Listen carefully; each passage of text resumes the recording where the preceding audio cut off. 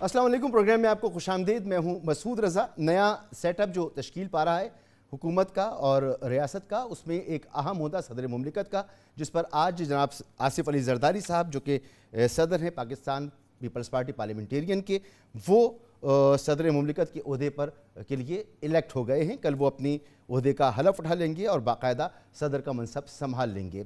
बहुत से लोगों का ख्याल है कि आसिफ अली जरदारी साहब का सदर मुमलिकत बनना, इससे मुल्क के जो मसाइल हैं, सियासी मसाइल, जो एक हिजान की कैफियत है या कुछ कशीदगी मौजूद है, उसमें कमी लाने में वो अपना किरदार अदा कर सकते हैं। इसके अलावा दीगर मामलात में वो अपना किरदार अदा कर सकते हैं। कहाँ तक इस बात में सदाकत है, क्योंकि सदर का ओहदा तो एक सेरेमोनियल सा ओहदा होता है।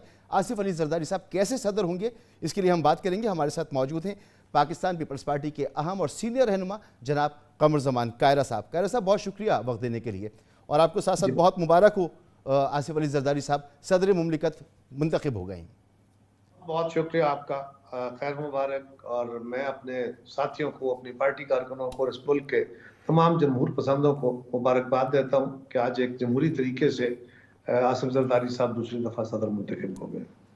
अच्छा कायरा साहब, कैसे सदर होंगे आसिफ अली जरदारी साहब इस बार, क्योंकि पिछली दफ़ा आसिफ अली जरदारी साहब सदर मुमलिकत भी थे और पाकिस्तान पीपल्स पार्टी पार्लियामेंटेरियन का ओहदा भी उन्होंने 2013 के आखिर तक, इलेक्शन से कुछ अरसे पहले तक उन्होंने अपने पास रखा था। और ऑफिस एज्यूम करने से पहले वो एक नारा लगा चुके थे कि इस दफ़ा पाकिस्तान का सदर एक जियाला होगा। तो इस दफ़ा वो जियाले सदर होंगे या पूरी कौम के सदर होंगे?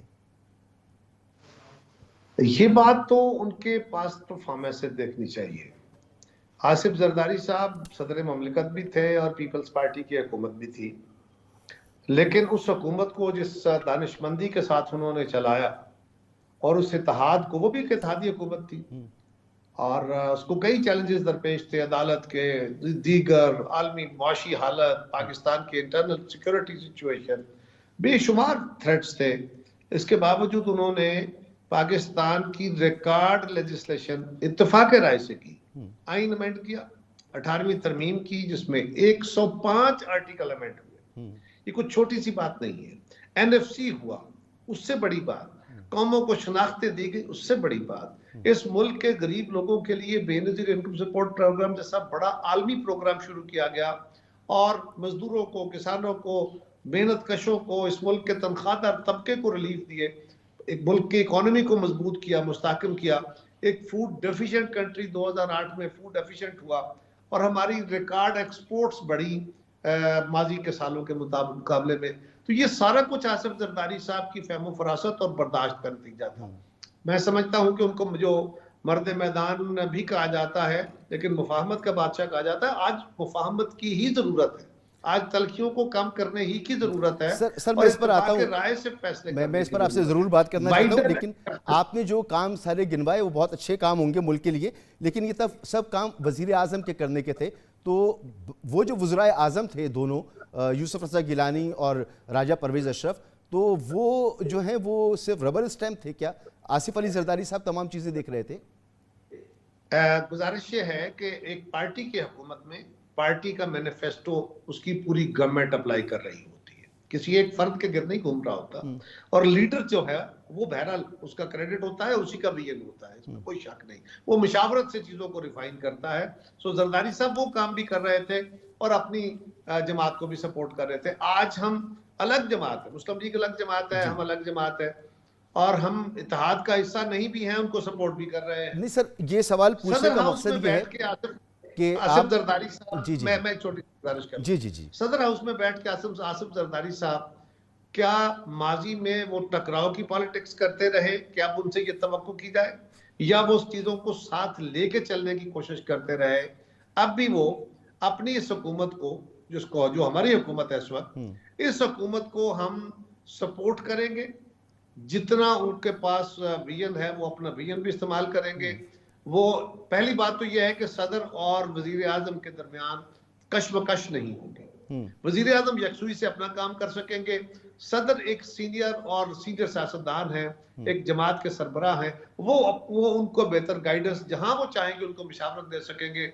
और अपने ओहदे को, भले वो सेरेमोनियल है, लेकिन ये उसके ऊपर बैठे हुए बंदे पे डिपेंड करता है कि वो खाली सेरेमोनियल रह जाता है या उस ओहदे को एग्जीक्यूटिव अथॉरिटी के बगैर भी इस्तेमाल करके बहुत सारी facilitation for society, for government and for welfare of the people, वो बहुत सारे काम कर सकता है। और सबसे बड़ा काम यह है कि जो तनाव है, जो टकराव है, इसको खत्म करके, नफरत को कम करके आपस में टॉलरेंस की पॉलिटिक्स को आगे बढ़ाया जाए। ये ना सिर्फ सियासी जमातों के अंदर बल्कि समाज के ओवरऑल जो रवैये हैं उनको भी ठीक करने के लिए बड़ा जरूरी है। और ये काम इस वक्त अवेलेबल लीडरशिप में आसिफ जरदारी साहब से बेहतर तो कोई नहीं कर सकता। सर, आप लोग आरिफ अलवी साहब पर तनकीद करते रहे कि वो अपनी पार्टी की तर्जुमानी करते हैं।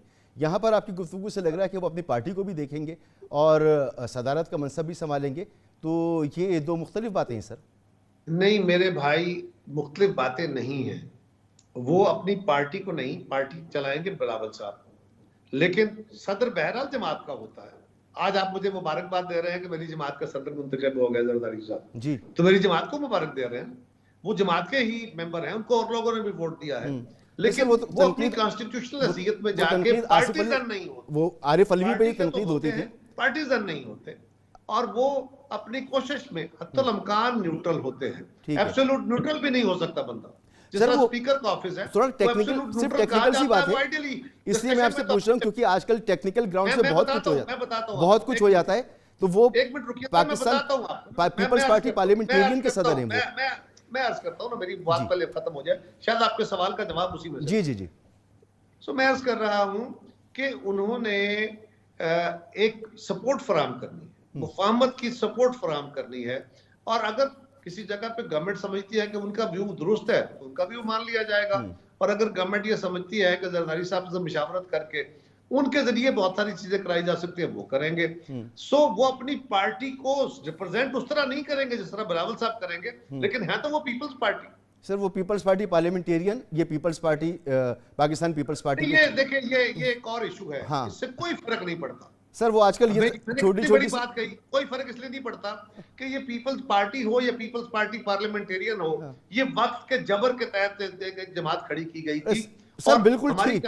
मैं तो अर्ज ये कर रहा हूं कि आजकल इन टेक्निकल मामलात पर निशान छिन जाता है, इन टेक्निकल मामलात पर रिजर्व सीट्स नहीं मिलती, तो इन टेक्निकल मामलात हैं। हमने तारीख में इतनी मार खाई हुई है, इतना हमें तारीख का अंदाजा है। हम अपनी लीगैलिटी को कभी अपनी कमजोरियों के तौर पर छोड़ के नहीं जाते। हमने वो लीगल साइड कवर की हुई है, और ये हमारे घर का इशू, इसको छोड़ दीजिए। सर, कौन होगा पाकिस्तान पीपल्स पार्टी पार्लियामेंटेरियन का अगला सदर? कौन है? मेरा आपसे सवाल है, मेरा आपसे एक सवाल है, क्या आज तक पाकिस्तान पीपल्स पार्टी और पीपल्स पार्टी पार्लियामेंटेरियन के दरमियान किसी तफावत का की वजह से, किसी इख्तलाफ की वजह से आपके इल्म में कोई है कि कोई डेडलॉक पैदा हो गया? नहीं सर, बस एक मुआहदा मौजूद है कि पाकिस्तान पीपल्स पार्टी को पाकिस्तान पीपल्स पार्टी पार्लियामेंटेरियन को खत्म करना था, और अपना जो ओरिजिनल निजाम था वो है। मगर सर, हमारा इशू है। मैं तो आपसे पूछ रहा हूं कि इससे कभी ऐसा हुआ? सर, हमारे सदर हैं, हमारे प्रेसिडेंट हैं, हम जानना चाह रहे हैं कि अब पाकिस्तान पीपल्स पार्टी पार्लियामेंटेरियन का अगला प्रेसिडेंट कौन होगा? यार मैं और पूछ रहा हूं आपसे, वो बात की बातें वो कोई ना कोई आ जाएंगे, वो हमारी जमात का इशू है, बना लेंगे। बट इशू ये है कि क्या पाकिस्तान पीपल्स पार्टी और पाकिस्तान पीपल्स पार्टी पार्लियामेंटेरियन के दरमियान कोई ऐसा कभी इख्तलाफ पैदा हुआ कि जिससे पाकिस्तान के कौमी मामलात में कोई उलझाव आया, कोई रुकावट आई कि आज हमें इस परेशानी में हो कि जी वो क्या करेंगे, पीपल्स पार्टी क्या होगी और पीपल्स पार्टी पार्लियामेंटेरियन? इसका कोई इशू नहीं। चलिए सर, आगे बढ़ते हैं। वो तो आरिफ अलवी साहब पर जो तनकीद थी उस हवाले से मैंने सवाल कर लिए। ये बताएं कि आरिफ अलवी साहब पे तनकीद थी कि उन्होंने गैर आईनी काम किए, उन्होंने अपने ओहदे से सर इंसाफ नहीं किया, गैर आईनी असेंबली तोड़ते हुए और कुछ गैर आईनी काम करना एक शख्सियत को टारगेट करना था ना। वो एक पार्टी के मेंबर के तौर पर आपने ट्रीट किया। शख्सियत के काम को टारगेट करते हैं। चलिए सर, आगे बढ़ते हैं। मैं आरिफ अलवी साहब से कोई इख्तलाफ नहीं था। अच्छा, हमें आरिफ अलवी साहब के फैसलों से इख्तलाफ था। आगे बढ़ते हैं सर। ये आपने कहा कि वो मुफाहमत जिसकी ज़रूरत है मुल्क को, उसमें किरदार अदा करेंगे। कैसे किरदार अदा करेंगे सर, और किस तरह से आप ऐसे लोगों को, ऐसी पार्टी को राम कर सकते हैं जो ये कह रही हो कि उसका मैंडेट चोरी किया गया है, वो हुकूमत जो बनी है उसको फाशिस्ट कह रही है, वो हुकूमत को नहीं मान रही, वो निज़ाम को नहीं मान रही, आज के इलेक्शन में और वो जितने भी प्रोसेस में शामिल है उसमें कह रही है कि हम एहतजाजी तौर पर शामिल हैं और हम इस पूरे निज़ाम को नहीं मानते। तो उनका मदावा कैसे मुमकिन है? क्या कर सकते हैं आसिफ अली जरदारी साहब? देखिए, पहली गुजारिश तो ये है कि 2018 में क्या यही सवालात नहीं थे? और हम बतौर एहतजाज असेंबलियों में नहीं आके बैठे थे? क्या 2013 में यही सूरत हाल नहीं थी और हम सारे और ये भी एहतजाज के बतौर एहतजाज आके नहीं बैठे थे? उससे पहले क्या बड़े स्मूथली इलेक्शन हो जाते और सारे मान लेते थे? तो ये अपनी जगह हमारे पीटीआई के साथियों को भी समझने की जरूरत है। और हमने तो उनको उसी दिन पहले दिन बिलावल साहब ने उनको जब तकरीर की तो यही कहा कि हमें आइंदा का रास्ता देखना होगा। इस वक्त तो कानूनी रास्ते मौजूद हैं, सियासी रास्तों की नहीं, अभी वो कानूनी रास्ते हैं, वो अपना रास्ता अडॉप्ट करें। और सियासी रास्ते के लिए उन्होंने ऑफर किया कि आइए बैठ के हम ये फैसला करते हैं कि मुस्तकबिल में मेरा मैंडेट हो, मियां साहब का हो या उनकी जमात का हो, उसके ऊपर सवाल ना उठाए जाए ताकि वो रास्ते बंद हो सके। हाँ, उसके दरमियान ये भी डिस्कशन हो सकती है, लेकिन कोई बैठे तो।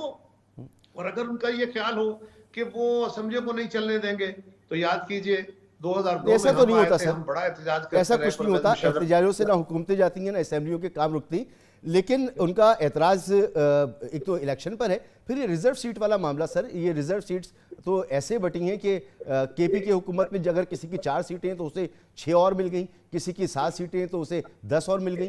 तो सर ये इस तरह किसी एक का बताइएगा मुझे, किसको साथ थी? सर मौलाना फजल रहमान साहब की पार्टी को मिली है सर। अच्छा, देखिए गुजारिश ये है, पहले नंबर पे तो ये है कि ये मेरा इशू नहीं है, ये अब कानून का इशू है, अदालत में गया हुआ मामला है।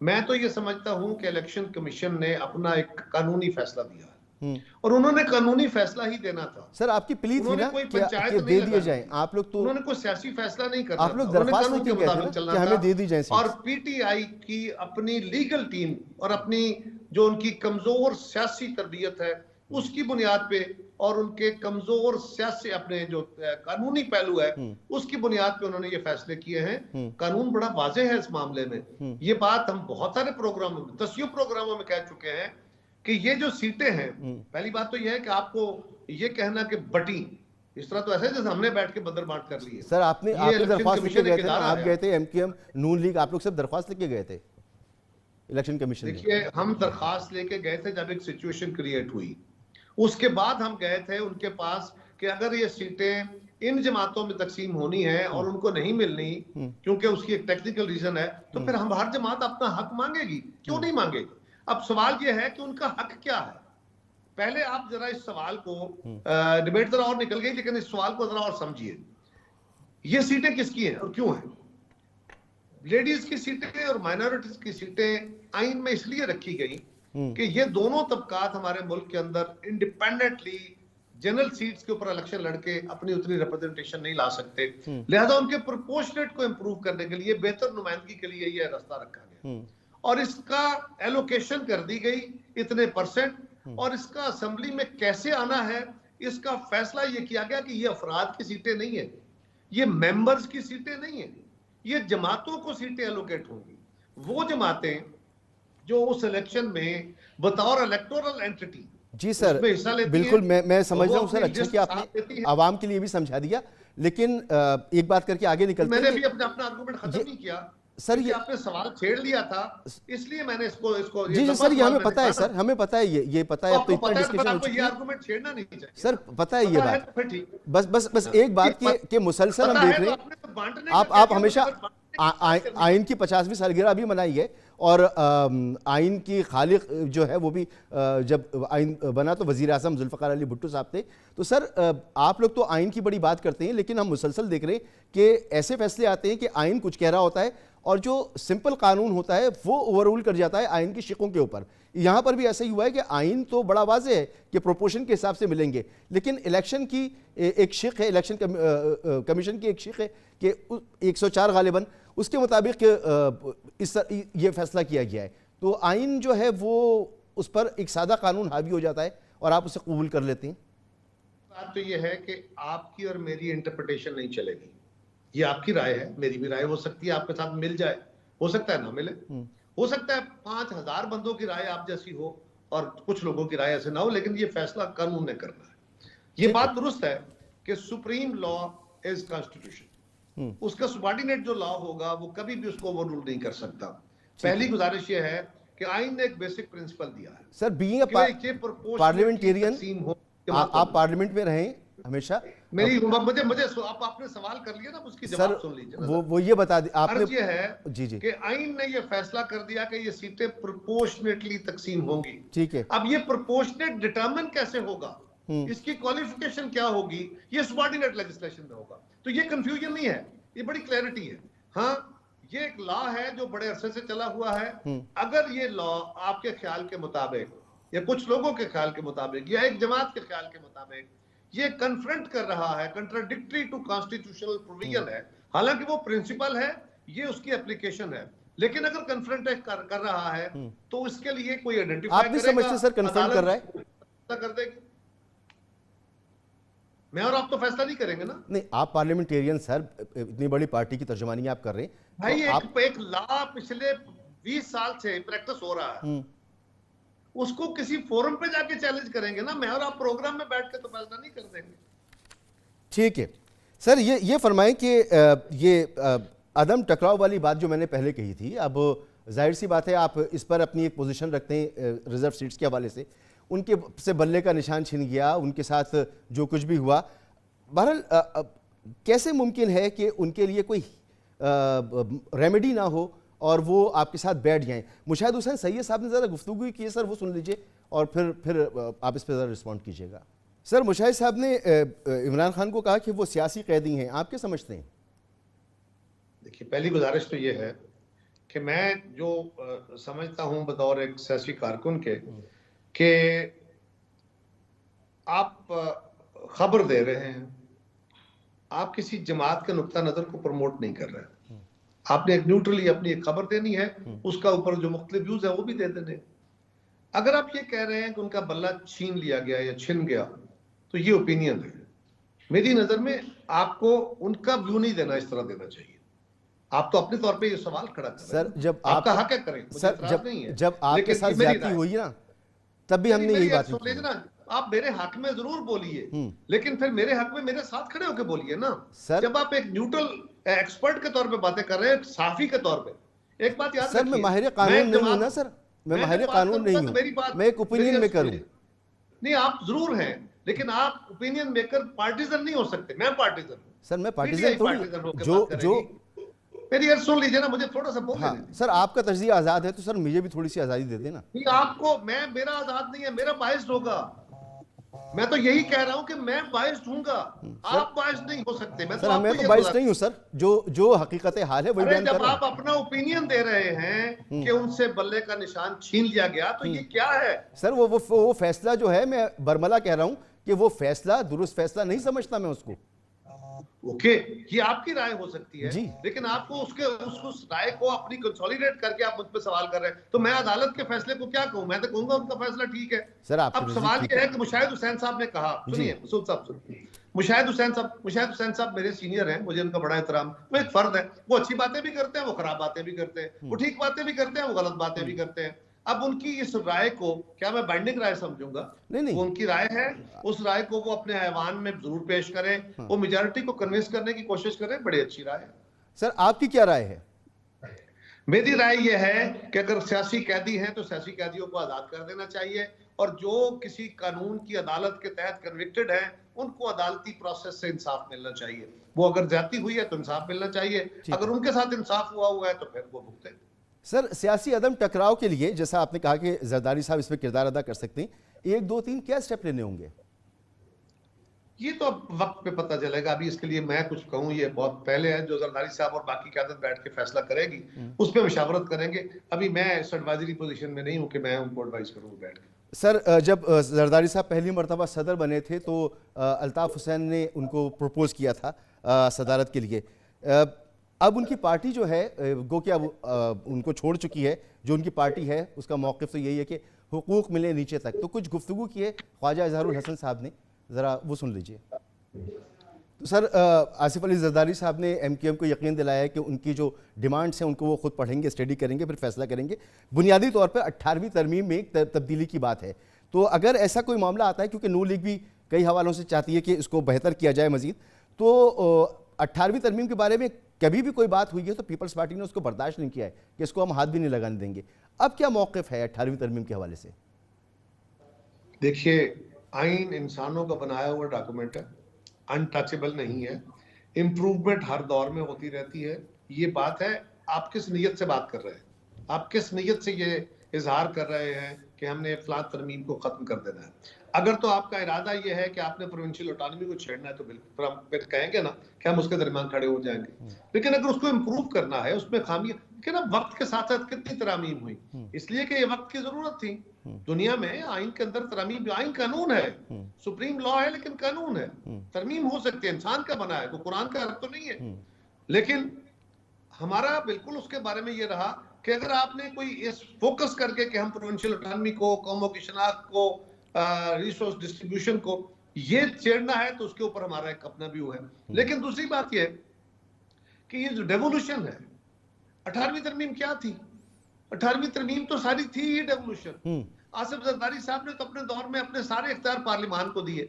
हमने तो फेडरल गवर्नमेंट में खुद होते हुए सारे पार्लिमान, सारे इख्तियार सूबों को दिए। हमने तो एनएफसी के जरिए वो वसाइल जो मरकज के पास होते थे सूबों को दिए। अब सूबों से वो जिलों को और डिवीजन को जाने चाहिए, एक एम्पावर्ड लोकल गवर्नमेंट आना चाहिए, बिल्कुल आना चाहिए। हम सब कह रहे हैं।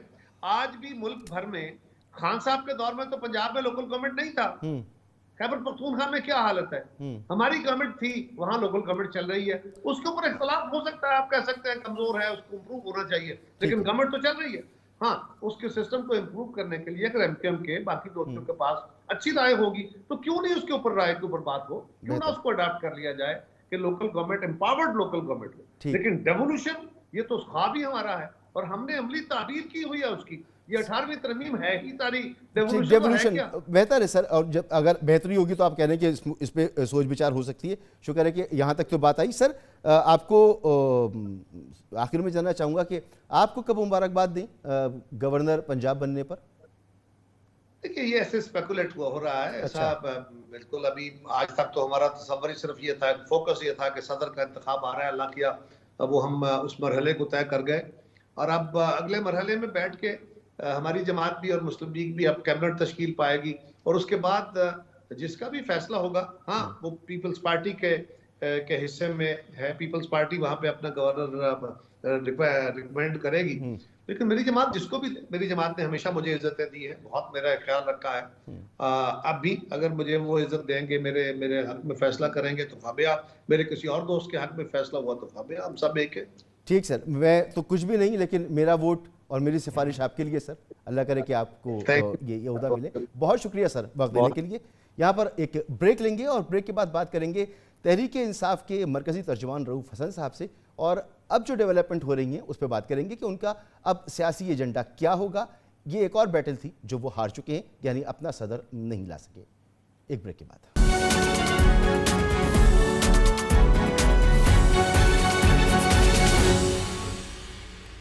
Welcome back. पाकिस्तान तहरीक इंसाफ एक और महाज हार गई है। आज सदर मुमलिकत का इंतखाब जो अचकज़ई साहब हैं, पाकिस्तान इत्तेहाद कौंसिल के नुमाइंदे, वो 181 वोट उन्होंने हासिल किए, जबकि पाकिस्तान पीपल्स पार्टी पार्लियामेंटेरियन के आसिफ अली जरदारी 411 वोट लेकर मुल्क के नए सदर मुंतखब हो गए। कल उनकी हलफ बर्दारी की तकरीब होगी। तहरीक इंसाफ एहतजाज का रास्ता इख्तियार कर रही है। तहरीक इंसाफ अपने दीगर मामलात पर कानूनी दरवाजे खटखटा रही है, लेकिन तहरीक इंसाफ इस सिस्टम के साथ नहीं चल पा रही।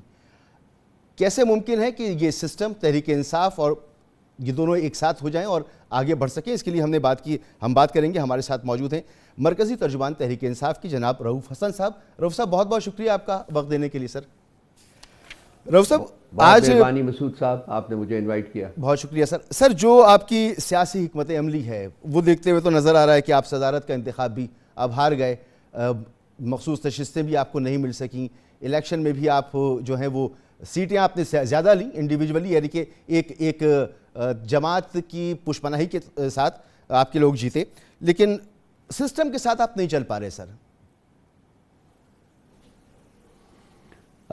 थैंक यू मसूद साहब वंस अगेन। देखिए, ये एक धांधली ज़्यादा असम्बली है और धांधली ज़्यादा इलेक्शंस के ज़रिए एक इंतहाई कंट्रोवर्शियल शख्स को इस मुल्क का सदर बनाया गया है। ये बज़ुबान फैज़ मातम वक्त की घड़ी है। इसमें हार या जीत का मसला नहीं है। मेरा ख्याल है कि पाकिस्तान तहरीक इंसाफ पाकिस्तान की पॉलिटिकल तारीख में पहली पॉलिटिकल पार्टी है जो कि अपने इक़दामात से तमाम अपोजिशन को नंगा कर रही है आवाम के सामने। ऑपोजिशन को या हुकूमत को?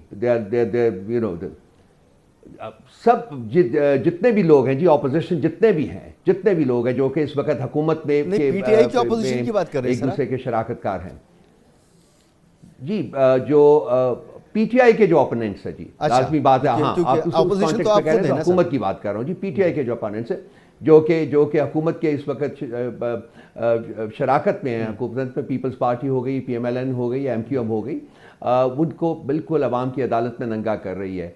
और आप खुद समझ सकते हैं कि जी इस मुल्क में अनफॉर्चुनेटली एक इलेक्शन 8 फरवरी को हुआ था और दूसरा इलेक्शन 9 फरवरी को हुआ था।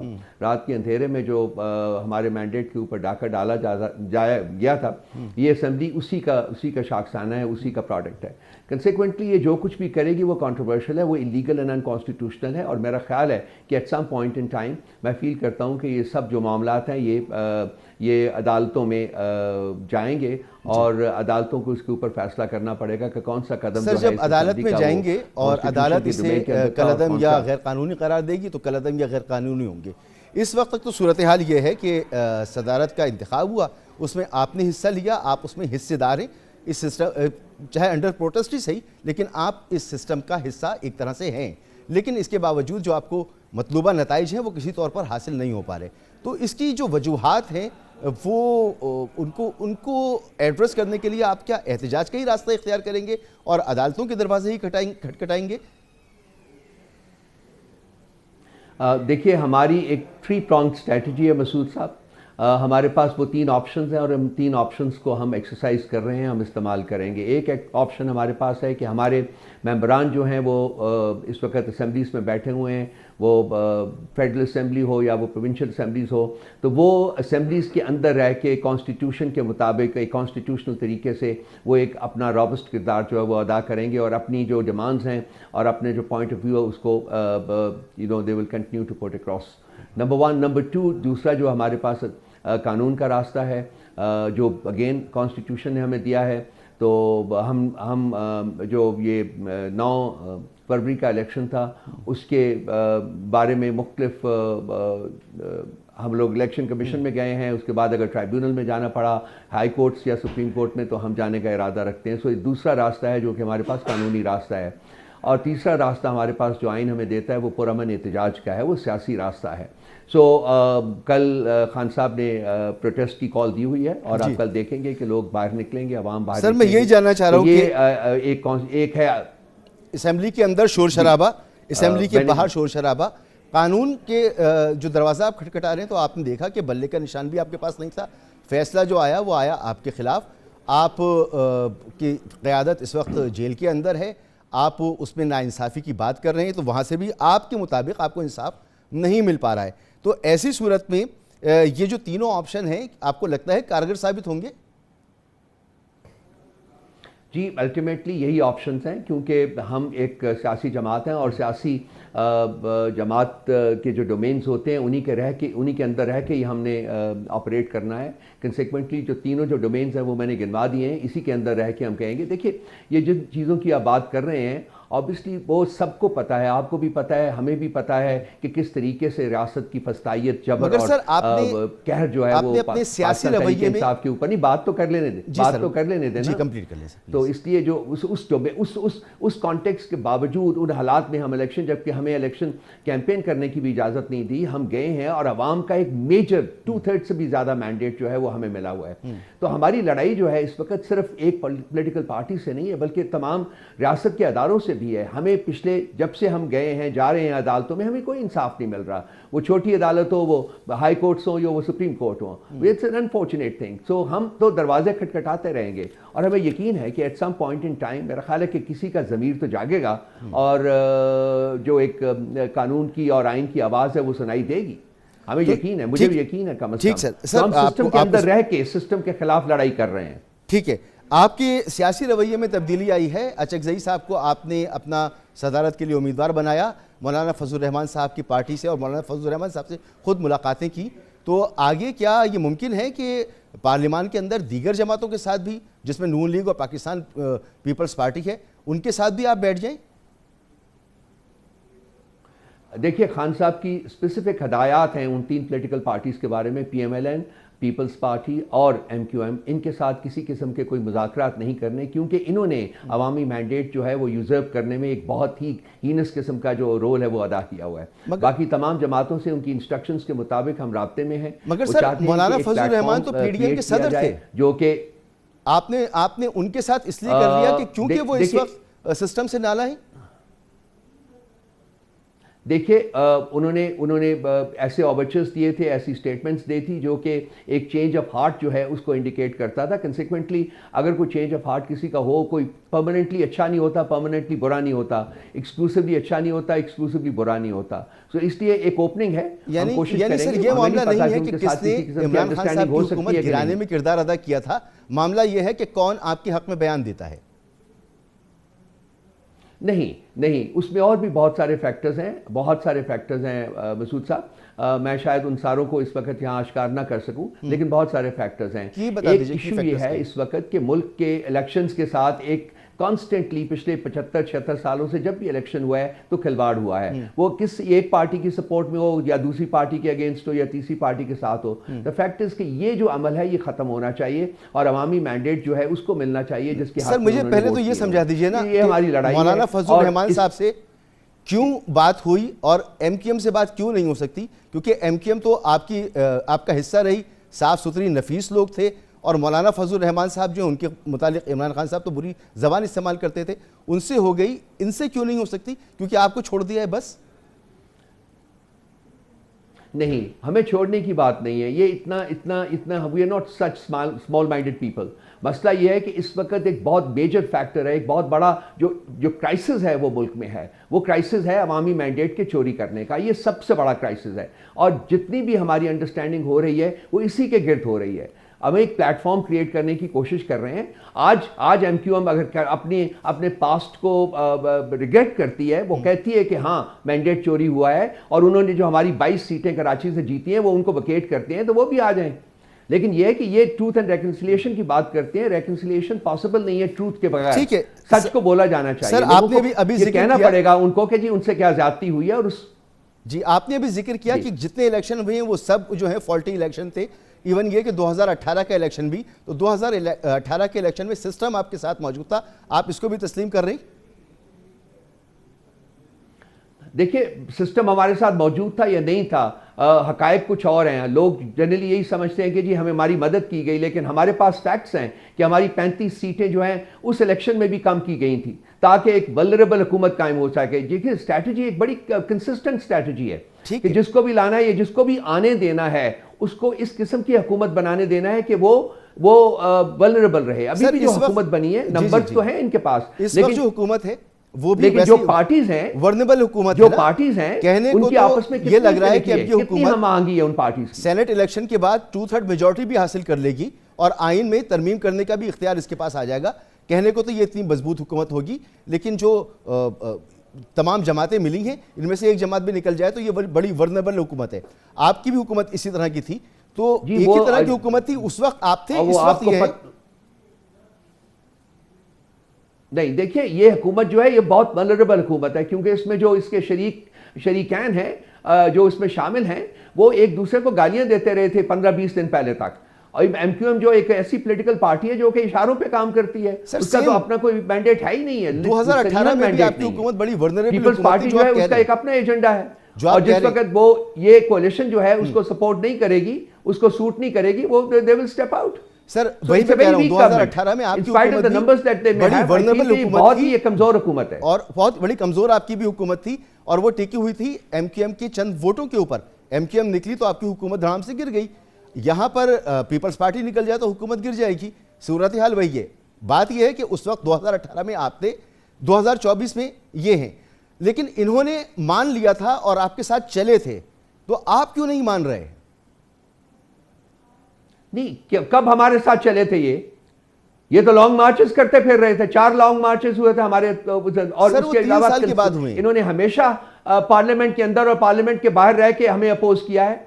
बिल्कुल ये इन्होंने हमेशा गवर्नमेंट को डिस्टेबलाइज करने की कोशिश करते रहे ये लोग। इनका रवैया आपको पार्लियामेंट के अंदर भूल चुका हुआ है? सर क्या वो लॉन्ग मार्चेस आप भूल चुके हैं? मईशत की दावत दी, बिलावल साहब ने कहा कि मैं वजीर आजम के साथ चलूंगा, गो कि उन्होंने सेलेक्ट कहा था, मगर फिर भी कहा था कि हम आपके साथ हैं। लेकिन फिर उसके बाद इनकी पकड़ धकड़ शुरू हो गई, इन पे मुकदमे बनना शुरू हो गए, इनको यानी किसी को हीरोइन के केस में, किसी को किसी केस में जो साबित भी नहीं हुए। एहसन इकबाल को बंद कर दिया, मिफ्ता इस्माइल को बंद कर दिया, उस वक्त दीगर और लोगों को बंद किया। तो ये सब कुछ जब आपने किया तो फिर आपके खिलाफ एहतजाज हुआ ना सर? मैं बिल्कुल इसके साथ एग्री नहीं करता हूं आपकी कंटेंशन के साथ। अनफॉर्चुनेटली देखिए, ये लोग चोरी और डाका डाला हुआ ना इन्होंने, और हमारा एक फाउंडेशनल पिलर था हमारे मैनिफेस्टो का कि हमने अकाउंटेबिलिटी करनी है। अकाउंटेबिलिटी चलने नहीं दी गई, उसमें जो ताकतें इन्वॉल्व थी, मैं उनका नाम नहीं लेना चाहूंगा, मैं नहीं इस वक्त यहां कोई और बिटरनेस क्रिएट नहीं करना चाहता, लेकिन हमें पता है कि हमारी हुकूमत को किस किस तरीके से सैबोटाज किया गया, हमारे एजेंडे को किस तरीके से सैबोटाज किया गया। ये मुकदमे जो इनके ऊपर थे, ये जस्टिफाइड मुकदमे थे, इन्होंने चोरी और डाका डाला हुआ था। शहबाज शरीफ साहब जो है डेढ़ साल तक वो इंडाइट नहीं हुए, कौन नहीं इंडाइट होने दे रहा था उनको। सर आपने फिर कल एहतजाज की कॉल दी है, मरियम नवाज साहिबा का बहुत सख्त बयान आया है, उन्होंने कहा कि किसी भी किस्म की डिस्टर्बेंस हम बर्दाश्त नहीं करेंगे, रास्ते वास्ते बंद किए तो आहनी हाथों से निपटेंगे। मरियम साहिबा जो चाहें कर लें, हमने प्रोटेस्ट कॉल दी है, लोग बाहर निकलेंगे और प्रोटेस्ट होगा। एक दफा नहीं, अगर दोबारा जरूरत पड़ी, तीसरी दफा जरूरत पड़ी तो प्रोटेस्ट होगा।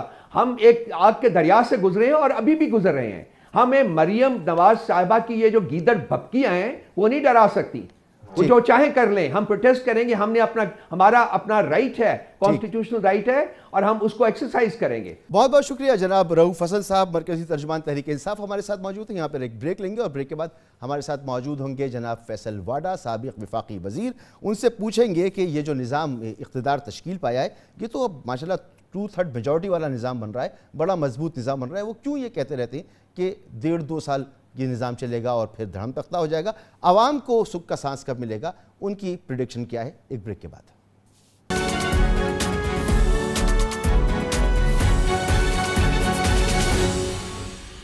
Welcome back. आसिफ अली जरदारी मुल्क के 14वें सदर बन गए हैं और जो निज़ाम इक़्तिदार तरतीब पा रहा है, ये निज़ाम इक़्तिदार मज़ीद कितना अरसा चलेगा, कितना मुस्तहकम होगा, कितना कमज़ोर होगा, कौन कौन से चैलेंजेस सामने मौजूद हैं, और इन तमाम सवालों के जवाब अगर हमें हासिल कर दें तो इससे बेहतर क्या हो सकता है कि हमारे साथ साबिक वफाकी वज़ीर जनाब फैसल वाडा साहब मौजूद हों। बहुत बहुत शुक्रिया जनाब फैसल वाडा साहब। बहुत शुक्रिया मसूद भाई। सर बहुत मुबारक हो आपको, आसिफ अली जरदारी साहब 14वें सदर मुंतखब हो गए। सर हमने तो आपको मुबारकबाद 5 महीने पहले दे दी। तो सर कैसा है ये मुल्क की सियासत, मुल्क के नए निज़ाम इक़्तिदार के लिए? देखिए मसूद साहब, जहाँ तक जरदारी साहब की बात है तो एज प्रेसिडेंट उन्होंने जब पिछली बार भी पाकिस्तान खपे का नारा लगाया था, तो एक बड़ी बुज़बारी और एक बड़ी फास्ट साइटेड सिचुएशन में जहाँ उनकी बेगम का इंतकाल हुआ, एक बड़ी लीडर का इंतकाल हुआ, तो उन्होंने पाकिस्तान खपे का नारा लगा के एक बड़ा पाकिस्तान के ऊपर एक सिचुएशन से निकालने की भरपूर कोशिश की, जिसकी उनको क्रेडिट देना चाहिए। और दूसरा, वो कॉन्स्टिट्यूशनल पोजीशन पर जा चुके हैं, और कॉन्स्टिट्यूशनल पोजीशन भी उन्होंने बहुत ही पॉलिटिकल स्मार्टनेस की वजह से ले लिए, क्योंकि उनको भी आगे आने वाला वक्त पता है और बड़ा क्लैरिटी है उनके पास, क्योंकि पॉलिटिकल चेस के वो मास्टर है कि आगे होना क्या है। होना तो धड़ाम धड़ों में होना है। अब मेरे हिसाब से साल, सवा साल, 1.5 साल, कोई अल्लाह की मदद होगी तो 2 साल हो जाएंगे। जरदारी साहब रहे तो उनके साथ तो शायद इस मुद्दत तक पहुंच जाएगी इसके साथ।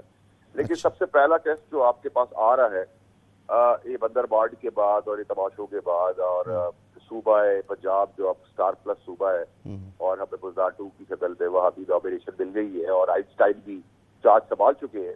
तो सबसे पहला टेस्ट आपके लिए ये है कि आपने हुकूमत में क्या कारकर्दगी 16 महीने में की थी और आगे क्या करने जा रहे हैं और कितना अर्सा चलेगी। मेरी बात छोड़ दे, आपको रमजान के महीने में पता चल जाएगा। ठीक है, आज की तारीख में आप लिख ले, रिकॉर्ड का हिस्सा बना ले। जो आज कीमतें हैं वो अगले 10 रोजों के बाद डबल हो चुकी होंगी। तो जब डबल हो चुकी होंगी तो पाकिस्तानी कौम को अलग पता चल जाएगा, और जमहूरियत का राग पटने वाले चौकीदार, वफादार, सिपाही, पहरेदार, जिनको जमहूरियत का शौक था, जिनको जमहूरियत उस वक्त तो नजर नहीं आई जब पंजाब में और KPK में शबपूल मारा गया और इलेक्शन नहीं कराए गए और कोई सजाएं नहीं दी गई। सुबह 11 बजे जिसको 6 पढ़ते हैं और उसको शाम को 5 बजे 9 पढ़ते हैं। फैसल भाई ये गुफ्तगू भी करते हैं, ज़रा ये बताएं ना कि आसिफ अली जरदारी साहब जब उन्होंने पाकिस्तान खप्पे का नारा लगाया, फिर उसके चंद महीने बाद वो सदर बने और फिर उसके बाद उनकी हुकूमत सिंध में भी मौजूद थी। आपसे हमारी गुफ्तगू हुई प्रोग्राम में ही, तो आपने एक मौके पर कहा कि ये इंसान के बच्चे बन जाए, वरना पहले हाथ मरोड़ूंगा और फिर तोड़ दूंगा। तो अब ये सब इंसान के बच्चे बन चुके और क्या तब्दीली आई है? देखिए, ना तो कोई तब्दीली आई, ना कोई तब्दीली नजर आ रही है, ना तब्दील होते हुए पाकिस्तान नजर आ तो रहा है। आपके मौक़िफ़ में तब्दीली क्यों है? मेरे मौके में तो कोई तब्दीली नहीं है। जहाँ उसका क्रिटिसिज्म है वहाँ तो मेरा क्रिटिसिज्म जायज है और उन्होंने मुझे कभी उस पर एतराज भी नहीं किया। लेकिन अगर आप मुझे कहें कि उन्होंने पॉलिटिकल स्मार्टनेस नहीं की है, तो मैं कैसे कह दूं कि उन्होंने की है? उन्होंने बिल्कुल की है। उन्होंने पॉलिटिकली अपनी पोजीशन को कॉन्स्टिट्यूशनल पोजीशन पे ले जाकर ये साबित कर दिया है कि पॉलिटिकल चेस गेम के अंदर वो मास्टर स्ट्रोक खेल गए और बच्चा बना के उन्होंने आइंस्टाइन को आगे लगा दिए और आइंस्टाइन को पहले धमकी भी देंगे, फिर आगे धक्का देंगे, फिर पीछे खींच लेंगे और एक टाइम आएगा वो धक्का दे देंगे। तो ये तो सियासत में हो रहा है। तो आप तो मानते हैं ना कि ये इलेक्शन रिग्ड इलेक्शन थे और चोरी कोई करे तो करे, चोरी का सामान खरीदना भी जुर्म होता है, तो ये चोरी का सामान खरीदा गया है, आप तो ये मानती? मसूद भाई, 2013 में भी चोरी हुई थी, 2018 में भी चोरी हुई थी, 2024 में भी चोरी हुई है और अगले इलेक्शन में भी चोरी होगी। कम और ज्यादा की और बहस कर सकते हैं आप अच्छा, आने वाले इलेक्शन में। चलिए ये बताएं कि ये धड़ाम धुड़ूम जो है ये क्यों होगा? क्योंकि इस वक्त आसिफ अली जरदारी साहब सदर बन चुके हैं और अब तो सूरत हाल ये लग रही है कि सेनेट में भी ये हुकूमत अच्छी खासी सेनेटर्स लेकर आ जाएगी और 2/3 मेजॉरिटी हासिल कर लेगी दोनों ऐवानों में, तो ये तो बड़ी मजबूत हुकूमत होगी। सर मजबूत क्या, ये PDM2 की मजबूत हुकूमत $24 बिलियन कहाँ से देगी?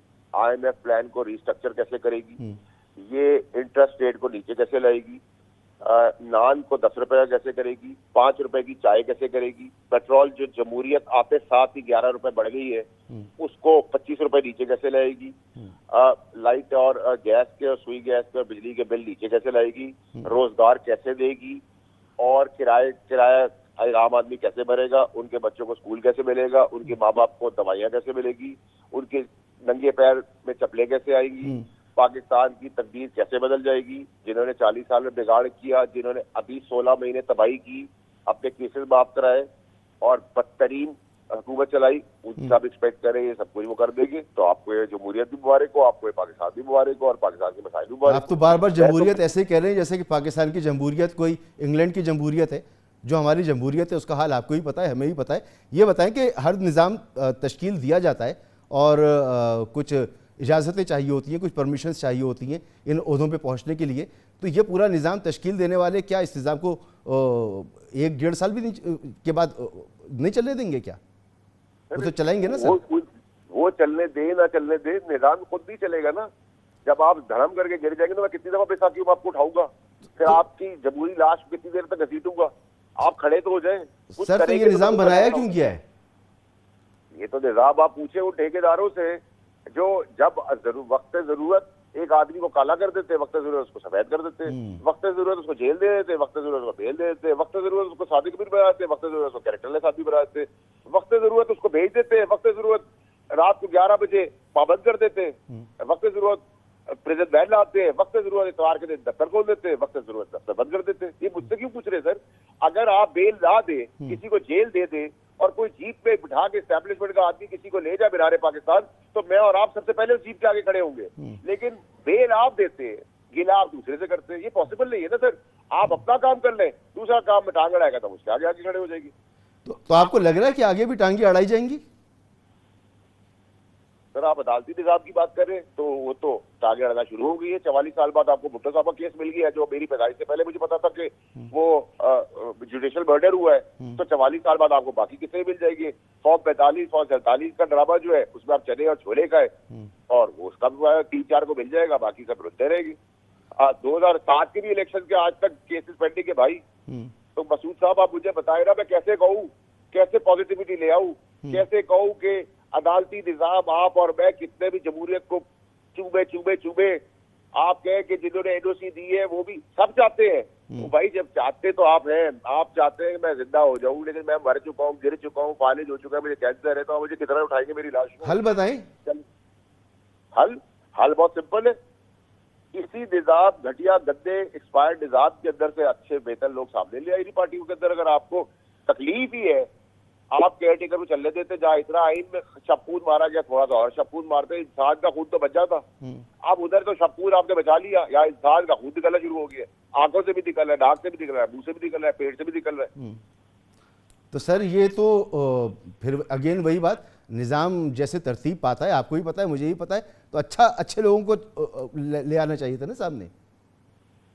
सर वो टाइम दूर नहीं है जब ऐसा निजाम अपनी करवट बदलेगा और मजबूर कर देगा कि अच्छे लोग सामने आ जाए, वरना ये निजाम ही चलेगा। भाई आप देख लेना, अभी तक तो मसूद साहब जो प्रेडिक्शन की है, अल्लाह ने इज्जत रखी है, आगे भी दे रहा हूँ आपको, यही होगा जो बता रहा हूँ। नहीं तो ये निजाम क्या इनको गंदा करने के लिए बनाया है? क्यों बनाया है फिर? मुझे तो आपकी बातों से ऐसा लग रहा है। सर ये कभी कभार मैन प्रपोजेस गॉड डिस्पोजेस, कभी कभार अल्लाह की मदद आती है। अल्लाह की मदद ऐसी आई है कि सब पे थोप के कालक लगेगी और थोप के धक्का लगेगा, और ऐसा धक्का लगेगा कि इक़्तिदार का ख्वाब क्या, पॉलिटिक्स का ख्वाब भूल जाएगी। ऐसा क्या होगा फैसल भाई? अल्लाह ताला करेगा ना। जब आप एक बेड़ा उठा रहे, आप खुद एक सियासी लाश है, आप बाकियों का उस लाश के ऊपर वजन रख के बेड़ा चलने का उठा रहे, तो आप धसी जाएंगे ना। आपके अंदर तो कुछ जान नहीं है। तो ये बताएं फिर अवाम को सुख का सांस कब मिलेगा? अवाम का है पाकिस्तान में मेरे भाई, यहाँ मुर्दे का वोट डलता है, उसमें साथ जीतता है। आप कह रहे हैं ना ये धड़म धुड़ुम होगा, तो धड़म धुड़ुम के बाद तो अच्छे लोग आ जाएंगे ना बकौल आपके, तो वो फिर सुकून का सांस मिलेगा अवाम को। उसकी दुआ कर रहे, क्यों नहीं चलेगा? बाकी मुल्क भी तो हमारे से इतने पीछे, जो 50 साल थे वो 100 साल आगे चले गए, उधर भी कुछ लोग ही आए थे ना जिन्होंने काम किया था।